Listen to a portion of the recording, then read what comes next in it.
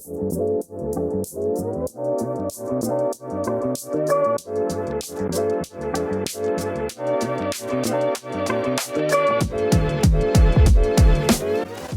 in the woods of northern Wisconsin lies the ruins of what was once a prestigious and prominent ski resort.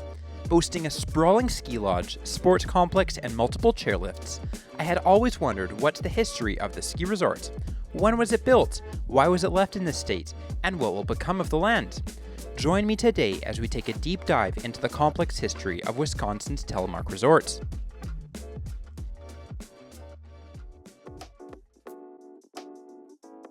The Telemark Resort is located right next to the small town of Cable, Wisconsin. The ski resort is around 1.5 hours southeast of Duluth, Minnesota, and it is around 3 hours northeast of Minneapolis, Minnesota. The history of the Telemark Resort began in 1947. Tony Wise and H.B. Hewitt were two soldiers who discovered downhill skiing while resting in Bavaria after World War II. After returning to America, the two purchased land in Wisconsin and constructed 2 rope tows and a chalet. This marked the official opening of Telemark in 1947. Wise names the resort after the Norwegian province of Telemark, the birthplace of skiing. Right from the beginning, Telemark experienced sizable crowds and popular winter seasons, with many skiers busing in every weekend. In 1949, the Cable Airport was constructed, which coincided with the resort adding 2 new trails. By 1952, the resort had 3 rope tows, 5 ski runs, and a fully functional chalet, which included rentals, ski patrol, and a restaurant. By 1956, the resort had constructed 3 more rope tows. In 1957, the Telemark Resort constructed a 2,000-foot T-bar lift. This new lift cemented Telemark's reputation in the community and only added to the increased skier visitation the resort saw. By 1959, a youth hostel had been constructed at the base of Telemark, the first out of many planned for the area. Expansion efforts continued in 1960, when 2 more T-bar lifts were constructed, each opening new terrain zones. By early 1961, Telemark, along with other Midwest operators, were facing a serious snow drought. Tony Wise had purchased an insurance policy, although he did not operate his resort that year. This snow drought caused a $250,000 loan to be sought after by Telemark. The money would be used to purchase snowmaking equipment. After the disastrous season, the Small Business Administration granted a loan of $180,000 to Telemark to purchase artificial snow machines. The Telemark Resort went on to break several attendance records in the following years. In 1964, Tony Wise announced the construction of a new hall double chairlift. Unfortunately, various delays plagued the opening of the new chairlift until November of 1965. Tony Wise continued expanding operations at Telemark, constructing a new Alpine-style motel and a toll booth at the entrance to the ski resort. In 1968, Tony Wise announced the development of a new housing project, which reportedly sold out quite fast. In 1969, Telemark cut a new run on the far left of the ski area. The new run held NASCAR races and had its own Norwegian-style warming hut at the top, along with a dedicated rope tow. By 1970, another townhouse project was announced. While only 30 units were built out, this was the start of many more units planned to be constructed. In March of 1971, construction began on a new $4 million lodge at the Telemark Resort. The lodge structure would feature a sprawling atrium, 150 condo units, a convention center, restaurants, swimming pools, and other amenities. Additionally, a golf course adjacent to the new lodge was developed in an attempt to create a 4 seasons resort. By June of 1972, the price tag had ballooned to over $5 million. By December of 1972, the Telemark Lodge was officially open to the public with much fanfare. The expansions continued at Telemark in 1973 with the addition of 2 hall double chairs. The Morgadal chairlift ran bottom to top, while the Jerry Berard chair served the short exhibition slope. Additionally, a mid-station was added to the original Valhalla double to provide a better beginner experience. 1973 was also the year that Tony Wise founded the famous Birkebeiner ski race at Telemark. Featuring a 31-mile cross-country track, the Birkebeiner grew in popularity year after year, eventually becoming synonymous with the Telemark resorts. Unfortunately, issues had started to form at the Telemark Resort by 1976. In September that year, the state government asked for a $1.65 million federal grant to save the resorts. Despite the financial issues, Telemark continued to operate for that season. However, on March 24, 1977, the original ski chalet, which housed offices, the rental shop, and several restaurants, burnt to the ground due to a spark in an exhaust fan starting a grease fire. Despite the loss of the building, skiing operations continued out of the newly built lodge, and Tony Wise vowed to rebuild. In September of 1977, the Small Business Administration filed a petition in federal court asking that the Telemark Resort be foreclosed to pay off various loans totaling $125,000. Tony Wise vowed that the foreclosure would not happen, instead drawing up plans for a new $3 million chalet. This building would be built using insurance money collected on the old building and a $5 million loan from the Farmers Home Association. In 1979, Telemark found itself in more legal trouble when it was cited in 2 additional lawsuits filed by 2 St. Paul companies. Despite the drama, work on the new Telemark Center began in June of 1979. In August of 1979, Tony Wise was indicted on withholding over $11,000 in taxes from employee paychecks between 1976 and 1977. Although he pleaded innocent, he was convicted and ordered to pay over $2,000. Despite Wise's personal legal issues, the Telemark Center was completed by the winter of 1979. The building housed tennis courts, a convention center, restaurants, and a banquet hall. The facility formally opened in 1980. Despite the additions, Telemark continued to hemorrhage money. Between 1975 and 1981, the resort lost an average $675,000 per year. Legal troubles also persisted for Telemark. In May of 1981, Wise filed petitions in federal court to reorganize the resort's finances. A lack of snow for the past 2 seasons, paired with increased competition, led to strained financial resources. Later that month, condo owners in the Mount Telemark Lodge Owners Association voted to remove Tony Wise as the manager of the resort. As Telemark entered Chapter 11 bankruptcy protection, this needed special court permission. By December of 1981, a federal court approved Telemark's debt repayment plan, although it still needed creditor approval. At this time, the resort's total debts amounted to more than $8 million. After multiple delayed hearings, an amended debt repayment plan was submitted in October of 1982. Under this plan, Telemark would repay around 600 creditors $7.8 million during a 3-year period. Telemark operated during the 1982 to 1983 ski season. However, by August of 1983, the Wisconsin Department of Revenue filed a motion in the U.S. Bankruptcy Court to start liquidation proceedings against Telemark. This was after Telemark was reported to be behind in paying state taxes. By September, an agreement was reached with Telemark that gave the resort 1 year to pay $83,000 in back taxes. However, by November of 1983, the federal government stated its intentions to liquidate Telemark due to around $250,000 of unpaid federal taxes. Telemark continued to operate for the 1983 to 84 season, although its unusually warm winter put a significant dent in Telemark's profit margins.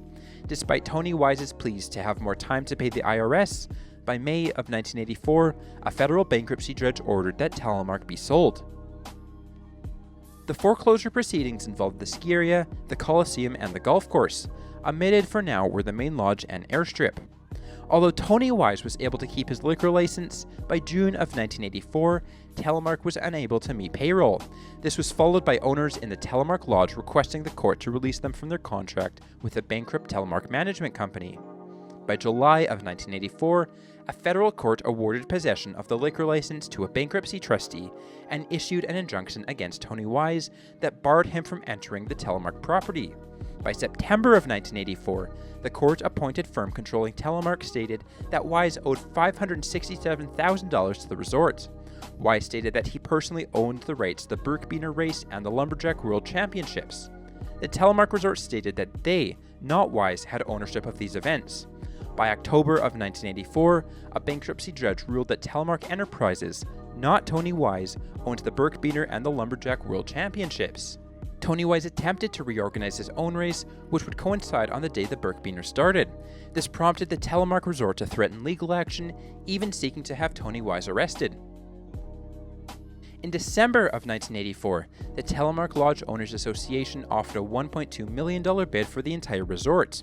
Right after this offer was submitted, Edward Hurley, a Chicagoland developer, bidded $5.1 million for the resort.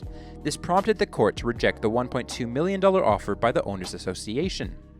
Despite the bankruptcy over Telemark, the Birkebeiner race still went on. The race was jointly managed by the court-appointed trustee and the American Birkebeiner Foundation, which was formed in 1984 to manage the annual race. In February of 1985, Tony Wise stated intentions to continue the legal battle to regain control of the Birkebeiner and the Lumberjack competition, but by April of 1985, a judge rejected Wise's bankruptcy appeal. Complications regarding the Telemark bankruptcy continued in February of 1985 when it was revealed that over 200 employees were missing $92,000 in back wages from March and April of 1984. By April of 1985, a sale to Edward Hurley for $3 million was approved, as well as a $300,000 state loan to the Telemark Lodge Owners Association to keep the resort operational during summer. This move was appealed by the Telemark Lodge Owners Association, who argued that the resort deserved a bigger price. This appeal was struck down in court, however. Omitted from Hurley's purchase was a golf course, ski hill, and coliseum. Hurley offered $600,000 for these properties separately. More complications emerged when, in June of 1985, the trustee running Telemark recommended the court reject Edward Hurley's $3 million bid to accept the Owners Association's $1.5 million bid. The reason for this was to end a complex legal battle about the lodge owners' legal rights. Reportedly, Judge William Foley conditionally approved the lodge owners' offer due to the fact that they would not press lawsuits to protect their financial interests. Appeals were quickly filed by the First Wisconsin National Bank, who argued that little would be left for creditors if the $1.5 million offer was accepted. Reportedly, Telemark owed the IRS more than $500,000 alone and had accumulated over $300,000 in accounts payable since the bankruptcy proceedings began in 1984. By August of 1985, Edward Hurley withdrew his bid on the Telemark Lodge. By September, an agreement was reportedly worked out by both parties. The biggest issue that Telemark faced was the problem of unit ownership. Over 200 rooms in the Telemark Lodge had been sold or leased by Tony Wise to various individuals. However, Wise had never actually drawn up deeds or ownership contracts. The Telemark Lodge Owners Association stated that they owned individual rooms or had rights to a 75-year lease. Other creditors stated that they did not own the units and seek to include all the Telemark units in bankruptcy proceedings. The courts eventually ruled that the Telemark Lodge owners were only leaseholders, not actual owners. By December of 1985, other investors had expressed an interest in the property, and the land was granted a $75,000 emergency loan to keep it operating until February of 1986. Later that month, a complex $4.3 million offer for the Telemark Lodge was brought by Northwoods Group. As part of the offer, the individually owned units in the lodge would be converted into timeshare suites, with former owners entitled to 1 week's use throughout the year. This offer included the entirety of the Telemark Resort, not just the lodge. The Northwoods Group's offer was accepted in December. Immediately, lodge renovations totaling $1.5 million were announced, and it was declared that Telemark had turned the page to a new era. Unfortunately, in March of 1986, the court-appointed trustee announced intentions to file suit for 140 acres of wooded property bordering Telemark, owned by Tony Wise. This in turn prompted Tony Wise to file another appeal, which also included the Telemark Resort grounds. This in turn stalled the sale to Northwoods and spelled disaster for the resorts. By April, Telemark announced that it would close indefinitely until this matter was resolved, as it was completely out of operating cash. While the Telemark Resort partially reopened in the following months, unpaid wages caused Telemark employees to walk out in November of 1986. It was announced in December that Northwoods would soon be closing on the resort. However, soon after, it was later revealed that Northwoods was involved in bankruptcy proceedings over a $30 million debt. While a Florida-based firm agreed to lend Northwoods $9.1 million to purchase Telemark, agreements between the two corporations were slow in the making. By February of 1987, the bankruptcy court stated that other parties may bid on Telemark. By May of 1987, the Northwoods Group missed a down payment on the Telemark Resort, which caused the company to lose its status as the court-appointed buyer for the resort. This prompted the court to announce that if attempts to sell the ski resort as a whole were unsuccessful, it may be auctioned off in pieces. By June of 1987, much of the property was transferred to the People's National Bank of Hayward, which held a $9.5 million mortgage on the property. The shuttered lodge was retained by the court-appointed receiver. By July of 1987, the court scheduled the Telemark auction for September 15th. On September 16th, it was announced that Impact 7, a private economic development corporation, was the highest bidder at the auction with a $1.35 million bid. However, the judge ordered that this bid would not even cover liens and back taxes accumulated by the resorts and ordered a re-auctioning of the property. At the new auction the next day, a Tennessee company by the name of Lake Properties submitted a $2.3 million offer for the resort. This higher offer was approved by the court. On October 10, 1987, the sale to Lake Properties was finalized. The company immediately began work renovating the lodge, rehiring employees, and preparing the ski hill. This reopening caused much excitement in the local community, which had been hit especially hard during the resort's closure. The Valhalla double chairlift was retired and removed from the mountain. Lake Properties began constructing additional condo buildings at Telemark, and the resort experienced a wildly popular season, especially during the Birkebeiner race. By December of 1988, the state of Wisconsin approved a $738,000 loan to the resort. By February of 1989, former condominium owners at the Telemark Resort won a combined $2.8 million. These condo owners sued a title insurance company who denied responsibility for defending them during bankruptcy proceedings. Despite the new owners and the new energy, Lake Properties still owed Bayfield County over $55,000 in delinquent loan payments and owed $112,000 in back taxes. The company reportedly sometimes missed payment due dates. In 1991, the Lakota Ray Band signed an agreement to purchase Telemark from Lake Properties. The band announced that the resort would turn into a gambling casino resort complex. Negotiations between the tribe and the resort continued for quite some time. One potential issue faced was that of the Wisconsin governor, who opposed any expansion to gambling in Wisconsin. Ultimately, the Lakota Ray Band was not able to purchase the resort, and in April of 1992, a foreclosure was threatened on the property by Bayfield County due to unpaid debts.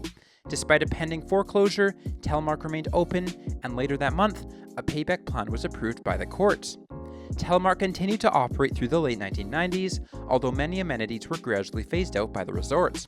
For example, in early 1998, the Telemark Coliseum was demolished. Despite this, the Birkebeiner race was growing in popularity, and during these years brought in between 10 to 20% of the Telemark Resort's annual income.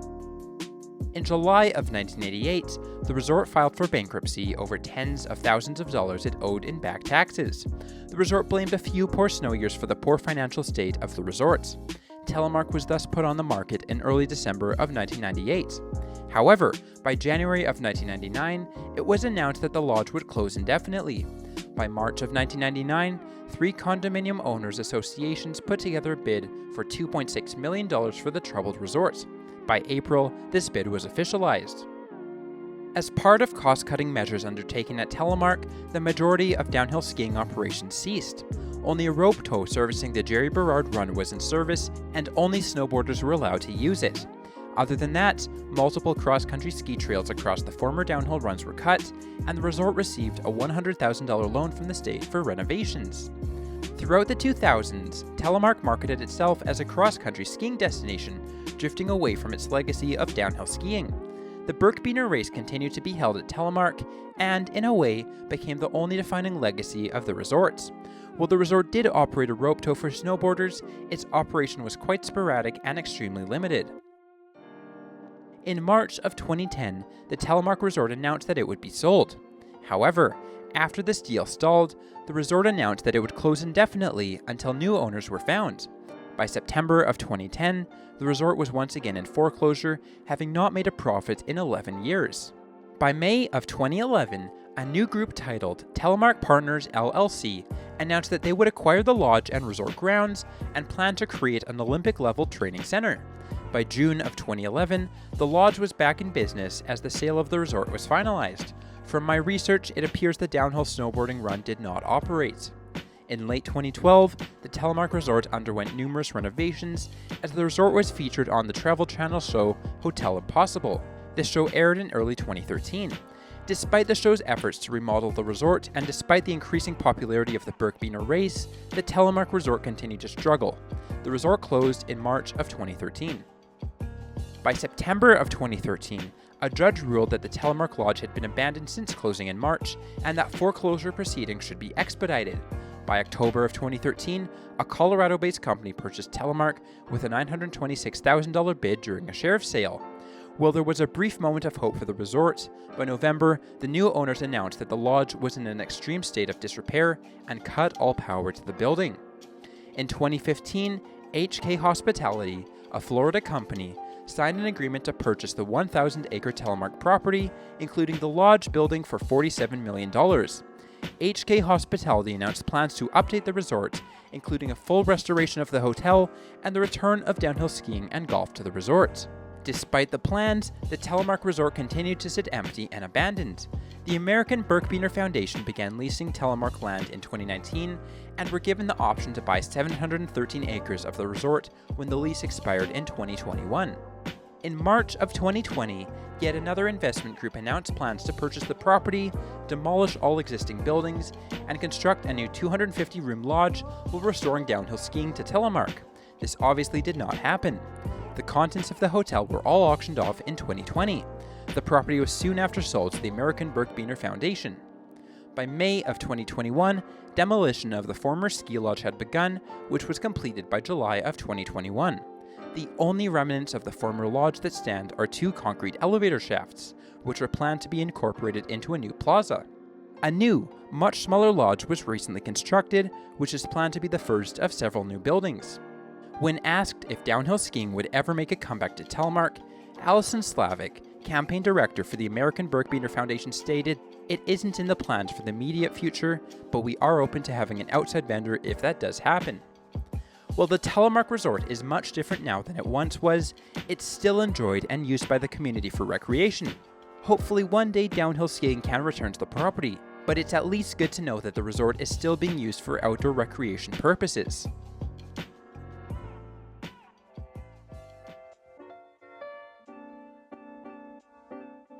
Having discussed the history of the Telemark Resort, let's jump right into how the resort would have skied. Telemark wasn't the biggest ski area, but it had a little bit of everything. The resort boasted a 330-foot vertical drop and can be approximately split into 4 zones. The first area we'll discuss is the Jerry Berard area. The short double chair started right outside the Telemark Coliseum and it serviced one run. The double was 675 feet long and it gained 120 feet of elevation. It served exhibition, an equally short blue run. It should also be noted that a small rope tow serviced the beginner hill. In later years, a rope tow went approximately up the Jerry Berard lift line. Let's now discuss the main front face of the resort. From 1973 until the late 1980s, the front face was served by 2 hall double chairlifts, Morgadal and Valhalla.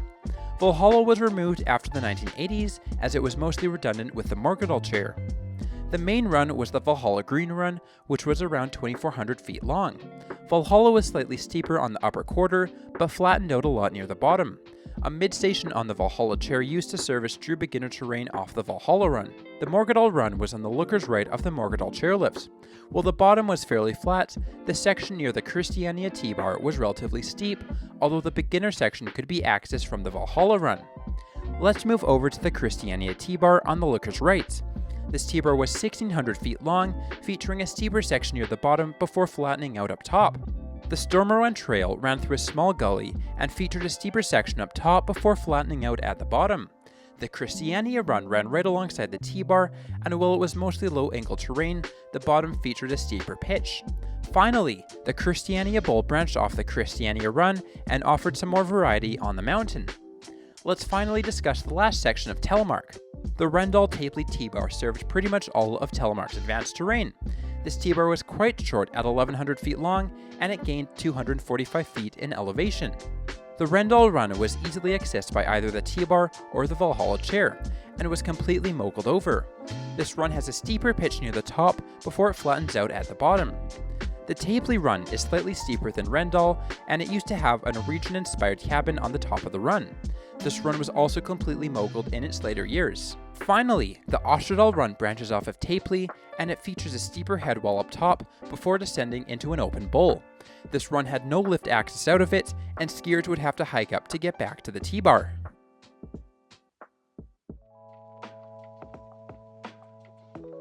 The Telemark Resort is a fascinating case study. While there are many reasons why the resort failed, I would say the biggest issue was that it grew too quickly, which forced it to rely heavily on debt financing. This made the resort susceptible to adverse weather conditions. Additionally, the Telemark Resort is really quite remote. While Telemark experienced rapid growth in the early 1970s, any new development after it was practically non-existent. This made the Telemark Resort unattractive when comparing it to other mountains, especially Granite Peak or Spear Mountain. However, I do believe that the future was looking up for Telemark. While the lodge was an incredible structure in a beautiful location, it was not a sustainable business. Hopefully, in the future, downhill skiing can eventually return to Telemark, but at least for now, the land is being enjoyed for outdoor recreation purposes. Thanks for watching this video. If you enjoyed it, please consider subscribing. And until next time, this is Skier72.